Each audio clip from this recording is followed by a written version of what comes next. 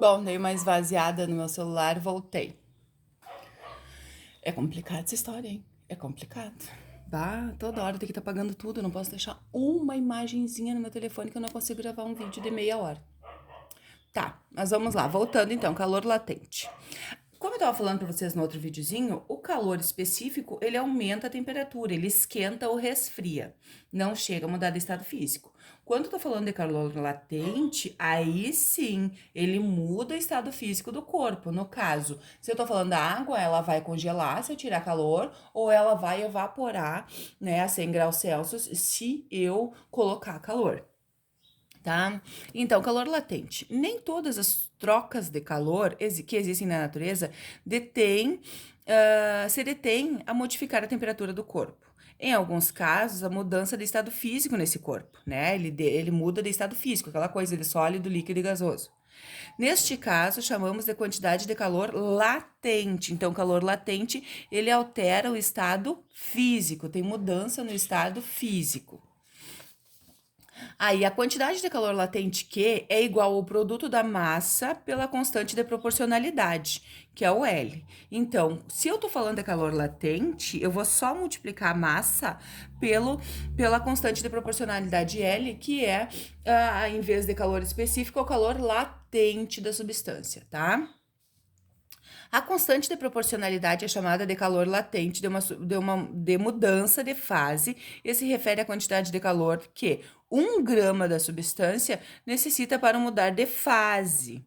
Além de depender da natureza da substância, esse valor numérico depende da mudança do estado físico também, tá? Então, por exemplo, aqui, ó, calor latente de fusão para água, né? Para água. Eu preciso para a água evaporar 80 gramas calorias, 80 gramas para cada, 80 calorias para cada grama, tá? O calor latente de vaporização da água é de 540. Então, eu preciso de 500 calorias para cada grama de água. E o calor da solidificação é eu tirar aqueles 80, por isso que é menos, né? Tirar aqueles 80 e o calor latente de condensação, que a água vai condensar, é tirar aqueles 540 calorias a cada grama de água.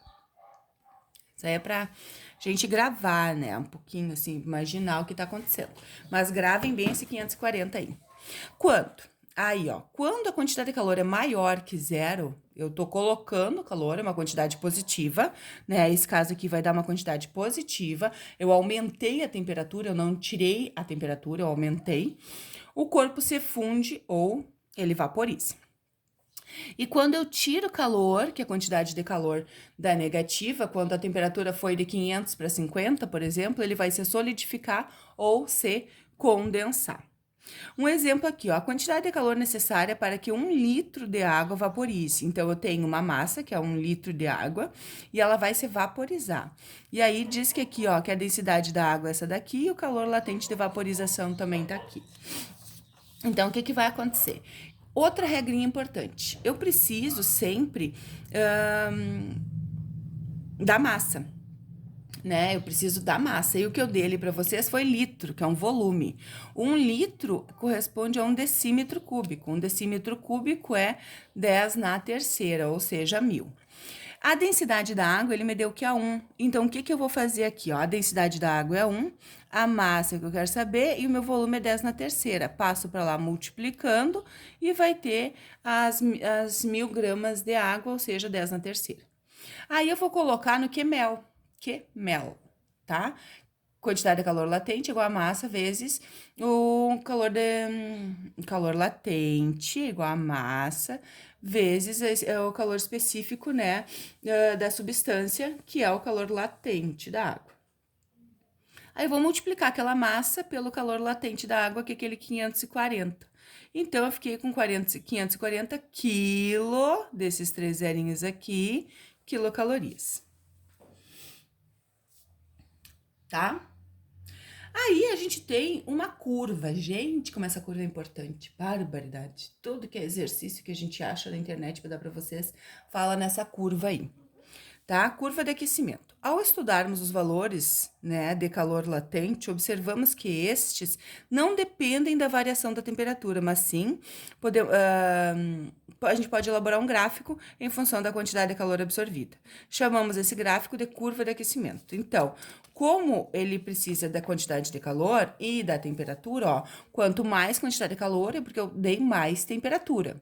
Então, na fase sólida, né, eu vou dar calor, né? Eu vou dar calor e ele vai se fundir, ele vai começar a derreter e daí ele vai virar uma parte líquida.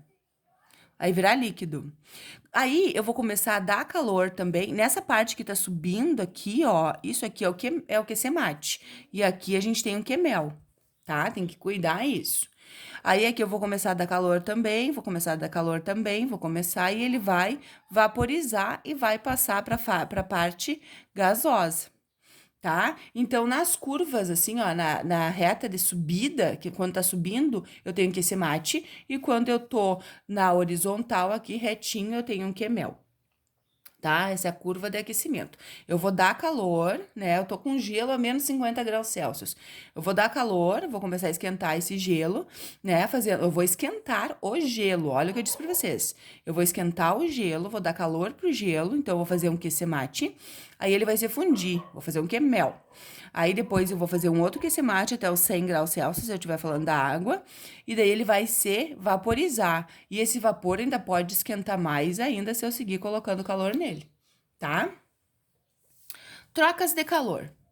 Para o estudo de trocas de calor seja realizado com maior precisão, este é realizado dentro de um aparelho chamado calorímetro, tá? Então, a gente tem um calorímetro que é para a gente fazer com as coisas exatinhas, né? Não fazem lá os físicos e químicos, todos eles lá.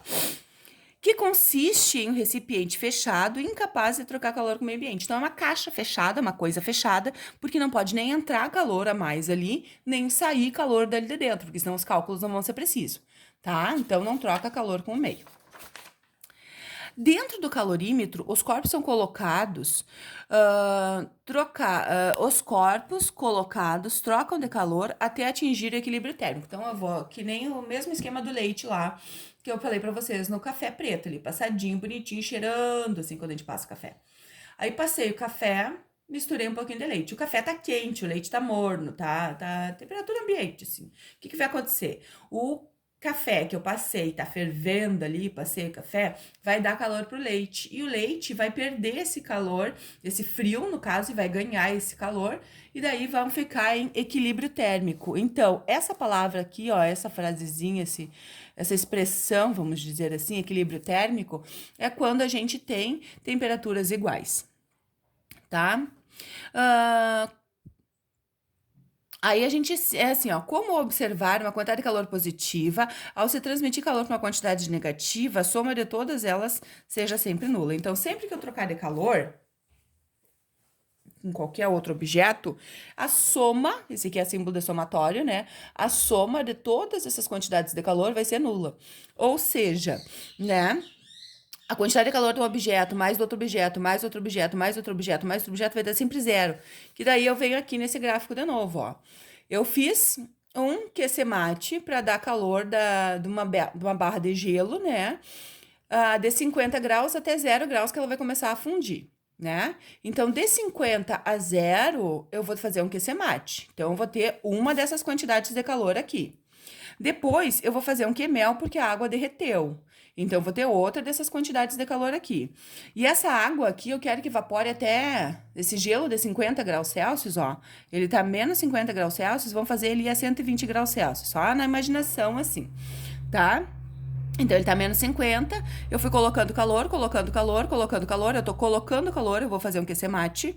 Depois, ele mudou de estado físico, eu vou fazer um QMEL. Depois, eu vou aquecer essa água, que virou água. Vou fazer um outro QC-mate, porque daí vai de 0 até 100, né? Aqui, ele era gelo ainda, aqui ele virou água. Então, aqui ele é água, tá no segundo estado físico. Ele vai fazer uma variação da temperatura de 0 a 100. De 0 a 100, a água vai começar a evaporar lá no 100. Então, fiz outro QC-mate. Aqui eu vou fazer outro QML, então eu já tenho 4, ó, 1, 2, 3, 4. Fazer um outro QML e depois esse vapor vai esquentar de 100 até 120 graus Celsius. Então eu vou ter outra variação da temperatura ali, ó. Então eu vou esquentar aquele vapor e vou fazer um outro QC-mate. Então aqui eu vou ter 5 quantidades de calor. Eu vou somar todas essas quantidades de calor para calcular o que ele está me pedindo. Geralmente pede a temperatura final, alguma coisa assim. Aí diz assim, ó, sendo que todas as quantidades de calor, tanto sensível como latente. Então, posso misturar, como eu estava falando ali para vocês, não importa. Um exemplo dado aqui, ó, que eu tenho para vocês, muito bom esse exemplo, pede exatamente o que eu falei para vocês, a temperatura final. Ó, qual a temperatura de equilíbrio? Quando a gente fala em temperatura de equilíbrio, é a temperatura final, é depois que aconteceu todo o processo. Entre um bloco de alumínio de 200 gramas de água a 20 graus Celsius, mergulhado em 1 litro de água a 80 graus Celsius. Aí ele dá o calor específico da água e dá o calor específico do alumínio. O que está acontecendo nesse exercício? Esse exercício é um exercício que eu diria que é muito difícil, tá? Muito difícil. O que está acontecendo aqui? Eu tenho lá. Como é que esse ferreiro faz aquelas coisas lá? Vocês já viram aqueles filmes lá que eles estão batendo e batendo, derrete aquele pedaço de gelo? Derrete não, né? Ele não consegue derreter, mas ele esquenta aquela barra de alumínio, começa a bater para fazer o formato do que ele quer e depois coloca na água. Então, o que a gente está fazendo aqui é aquela barra de alumínio quente, não tão quente porque tá só a 20 graus Celsius, né? Vou colocar ela dentro de um balde com água. Tá? Só que a água já tá quente, né? Na verdade, aqui, se a gente for prestar atenção, se o alumínio tá 20 graus Celsius e a água tá 80, quem vai passar calor para quem? A água vai passar calor pro barra de alumínio, né? O exemplo seria contrário do que eu tava falando. Mas tudo bem. Então, eu tenho a quantidade do alumínio e tenho a quantidade de água também, né? De calor da água.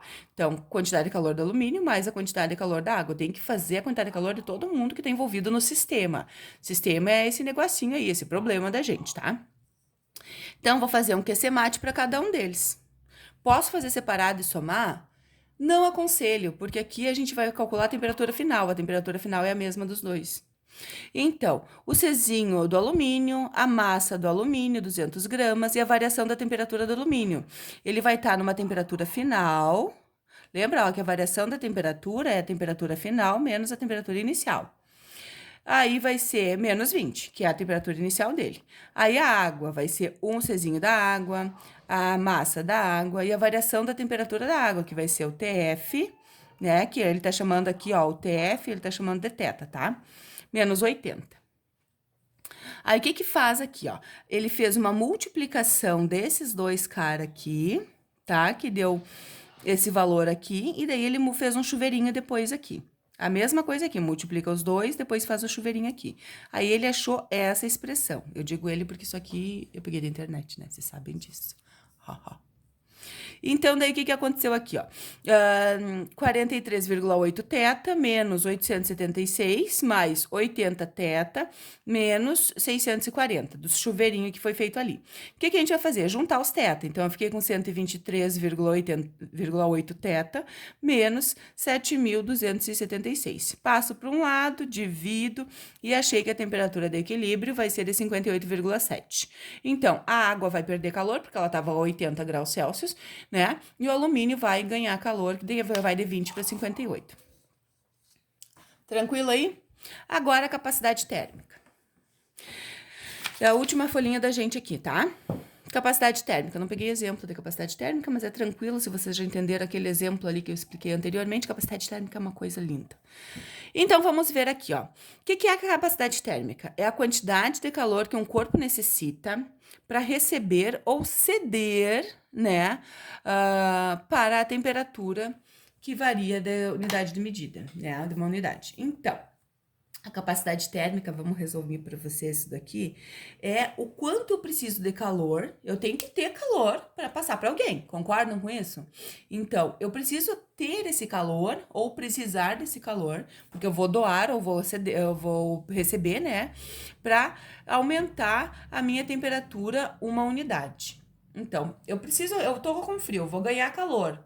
Para eu ganhar esse calor, eu tenho que ter uma capacidade térmica que mude a minha temperatura, em 1 grau Celsius. É quanto que eu preciso dessa capacidade para ter esse aumento da temperatura. Então, isso daí envolve temperatura, não envolve temperatura? Então, eu posso usar a equação assim pronta, né? Que aqui ela tá bonitinha, né? Essa aqui é a equação, capacidade térmica. Essa capacidade térmica é um C maiúsculo, tá? Capacidade térmica é o C maiúsculo e o Czinho, por isso que eu dizia Czinha, né? Eu falava Czinho ali pra vocês, que é o minúsculo, tá? Então, a capacidade térmica é a quantidade de calor, aquela coisa que eu calculava lá com QC mate ou com QMel, dividido pela variação da temperatura. Mas, se a gente abrir a equação aqui, como vocês estão vendo que ele abriu a equação e simplificou essa variação da temperatura, se eu não tenho a variação da temperatura, eu posso calcular também a capacidade térmica como o Czinho vezes a massa, tá? E capacidade térmica, então, é calorias por gramas, tá? Por graus Celsius, né? Calorias, aqui eu tenho calorias e aqui eu tenho graus Celsius. Então, eu vou calcular o meu C e lá no final eu vou botar calorias por graus Celsius. Lindo isso daqui, né? Então, capacidade térmica é qualquer uma dessas equações aí. Eu posso usar ela pronta ou posso usar ela com um QCzinho, né? O Czinho ali. Tá? Depende do quê? Quando é que eu vou usar uma e quando é que eu vou usar outra? Como eu já disse para vocês, vão usar de acordo com o que pedir nos exercícios, com o que o exercício der de dados para vocês, tá? Então tá, depois eu passo mais recadinhos para vocês nos grupos. Beijo, saudade.